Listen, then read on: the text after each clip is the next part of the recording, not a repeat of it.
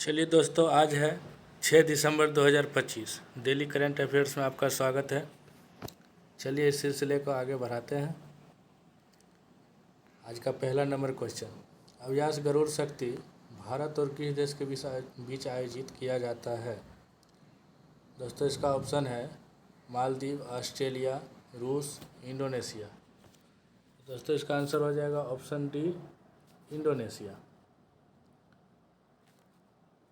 चलिए अब इस संस्करण के बारे में कुछ जान लेते हैं। यह अभ्यास 10वां संस्करण है। हिमाचल प्रदेश के बकलो विशेष बल प्रशिक्षण school, special force training school में आयोजित किया जा रहा है। यह 2 सप्ताह तक चलने वाला अभ्यास 3 दिसंबर 2025 को शुरू हुआ और 12 दिसंबर तक चलेगा। चलिए अब आगे आते हैं 2 नंबर क्वेश्चन पे। मुद्रास्फीति में कमी के कारण आरबीआई ने रेपो दर घटाकर कितना % कर दिया? 5.25, 5.15, 5.5, 5.5। तो इसका ऑप्शन हो जाएगा दोस्त ऑप्शन ए, 5.25। चलिए अभी मुद्रास्फीति के बारे में थोड़ा सा जान लेते हैं। मुद्रास्फीति के 2.2 पर आने और दूसरी तिमाही के सकल घरेलू उत्पाद के जीडीपी 8% पर पहुंचने के साथ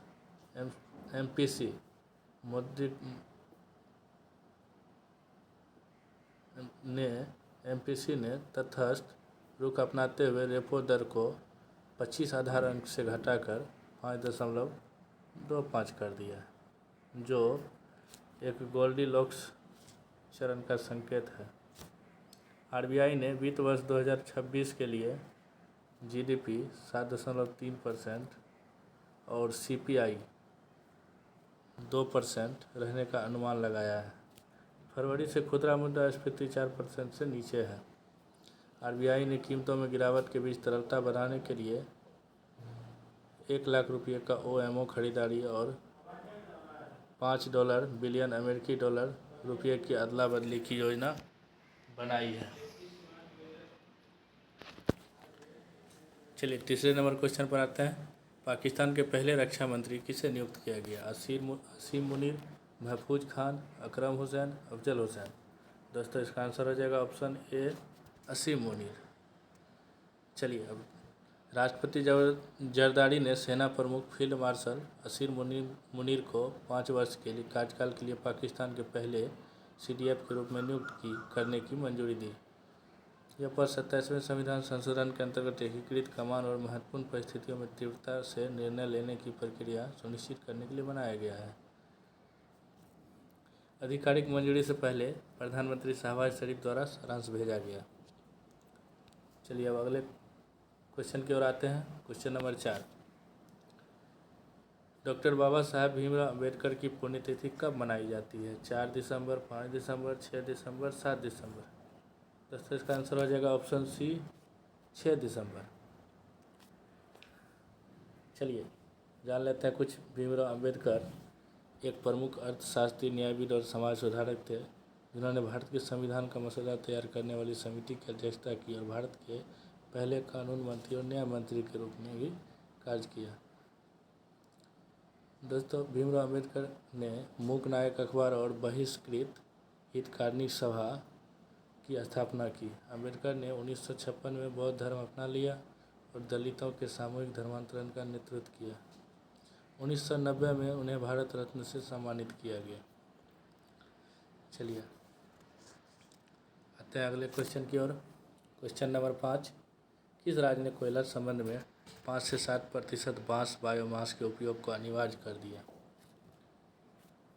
option A Maharashtra, option B Karnataka, Tamil Nadu, Andhra Pradesh. दोस्तों इसका आंसर हो जाएगा ऑप्शन ए, महाराष्ट्र।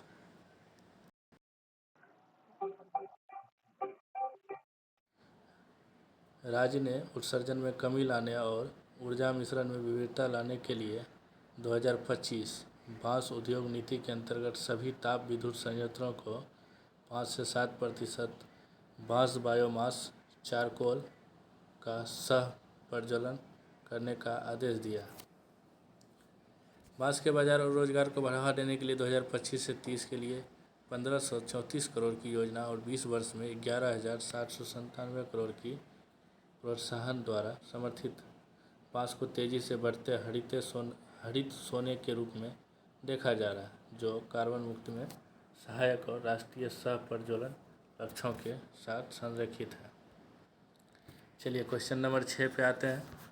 कौन सी भारतीय कंपनी को वैश्विक शीर्ष 100 कॉर्पोरेट स्टार्टअप सितारा में स्थान मिला है? इसका ऑप्शन हो जाएगा NTPC, BPCL, HAL, भेल। दोस्तों 6 नंबर का आंसर हो जाएगा ऑप्शन बी, BPCL। चलिए, भारत पेट्रोलियम कॉर्पोरेशन लिमिटेड को ICC और माइंड द ब्रिज के शीर्ष 100 कॉर्पोरेट स्टार्टअप में शामिल किया गया। यह 2025 की रैंकिंग में मान्यता प्राप्त एकमात्र भारतीय कंपनी है। BPCL के सतत ऊर्जा और खुशहाली नवाचार संस्कृति के प्रयास के लिए दर्शाती है। चलिए आगे आते हैं। कौन सा राज्य जाति आधारित जनगणना करने वाला तीसरा राज्य बन गया? केरल, महाराष्ट्र, तेलंगाना, गुजरात। दोस्तों इसका आंसर हो जाएगा ऑप्शन सी, तेलंगाना। तेलंगाना सरकार ने सभी समुदाय के बीच संसाधनों के उचित वितरण को सुनिश्चित करने के लिए एक व्यापक घरेलू जाति सर्वेक्षण शुरू किया। इससे तेलंगाना, आंध्र प्रदेश और बिहार के बाद जाति आधारित जनगणना करने वाला तीसरा राज्य बन गया। यह सर्वेक्षण OBC, SC, ST और अन्य कमजोर वर्गों के सामाजिक, आर्थिक और शैक्षणिक सुधार के विभिन्न अवसर की योजना कार्यान्वयन को लक्ष्य रखता है। यह राज्य में इन समुदायों के लिए रोजगार और राजनीतिक अवसरों को बढ़ाने पर केंद्रित है। चलिए 8वां नंबर क्वेश्चन देखते हैं। रण उत्सव किस राज्य में मनाया जाता है? हरियाणा, गुजरात, राजस्थान, उत्तर प्रदेश।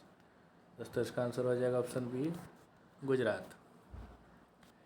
प्रधानमंत्री ने लोगों को रण उत्सव का अनुभव कराने के लिए आमंत्रित किया, जो मार्च 2025। दोस्तों यहाँ मिसप्रिंट हो रहा है। चलिए आगे बढ़ते हैं। रण उत्सव एक वार्षिक सांस्कृतिक महोत्सव है जिसे गुजरात पर्यटन द्वारा भारत के सबसे बड़े नमक के रेगिस्तान कच्छ के महान रण में आयोजित किया जा रहा है। यह महोत्सव कच्छ की समृद्ध संस्कृति और कलात्मक विरासत को प्रदर्शित करता है, जो भारत और विदेश से पर्यटकों को आकर्षित करता है। कच्छ का रण भारत और पाकिस्तान की सीमा पर फैला हुआ एक विशाल नमक का दलदल है, जो मुख्य रूप से गुजरात के कच्छ जिले में और कुछ भाग पाकिस्तान के सिंध प्रांत में भी आती है।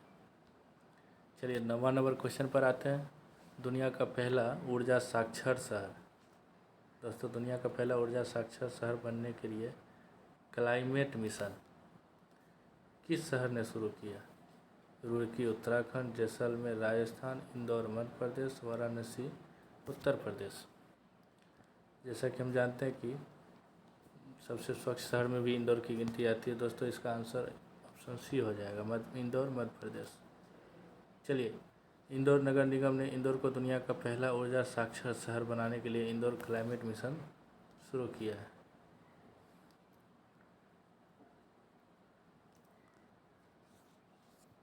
यह ग्रीन हाउस गैस उत्सर्जन को कम करने, ऊर्जा संरक्षण को बढ़ावा देने और पर्यावरण अनुकूल जीवन शैली को प्रोत्साहित करने पर केंद्रित रहेगी। हाल ही में किस संगठन ने 50 एकलव्य मॉडल आवासीय विद्यालयों EMRS में अमेजन फ्यूचर इंजीनियर प्रोग्राम शुरू किया है? दोस्तों इसका आंसर हो जाएगा ऑप्शन है जैसे national education society for tribal student, केंद्रीय माध्यमिक शिक्षा बोर्ड, भारतीय अंतरिक्ष अनुसंधान संगठन, विज्ञान और प्रौद्योगिकी मंत्रालय। दोस्तों इसका आंसर हो जाएगा option A, national education society for tribal students, NESTS।